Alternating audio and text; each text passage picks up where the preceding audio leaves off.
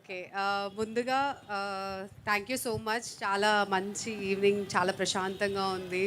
బయట డిస్టర్బెన్సెస్ పక్కన పెడితే ఇక్కడ వచ్చిన మీ అందరికీ చాలా థ్యాంక్స్.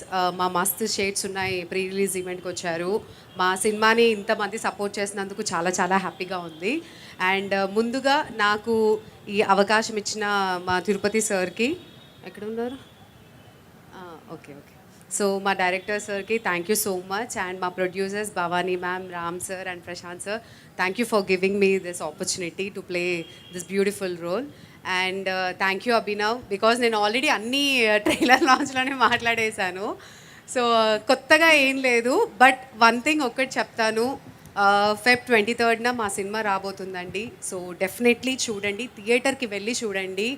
ఎందుకు థియేటర్ అంటే మాత్రం నేను ఒకటి చెప్తాను, బికాజ్ ఇప్పుడు ఓటీటీస్ వచ్చాయి అండ్ ఫుల్ ఫ్లెష్డ్గా అందరికీ తెలిసిందే, అరే ఓటీటీ ఉంది, అన్నీ ఉన్నాయి, ఇంకేం కావాలి అన్న టైప్లో ఆలోచిస్తూ ఉంటారు.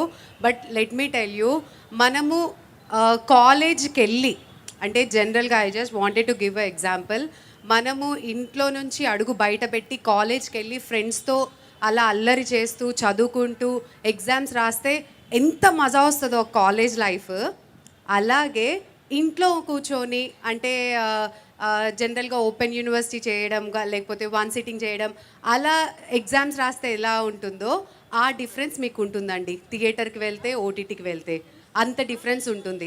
సో మీరు ఈ సినిమా థియేటర్లో చూస్తే లిటరలీ యూ విల్ ఎంజాయ్. ఎందుకంటే ఫస్ట్ థింగ్, మా సినిమాటోగ్రఫీ అద్రిపోయింది, మంచి మంచి లొకేషన్స్, బ్యూటిఫుల్ విలేజ్ వైబ్స్ ఉంటాయి మీకు.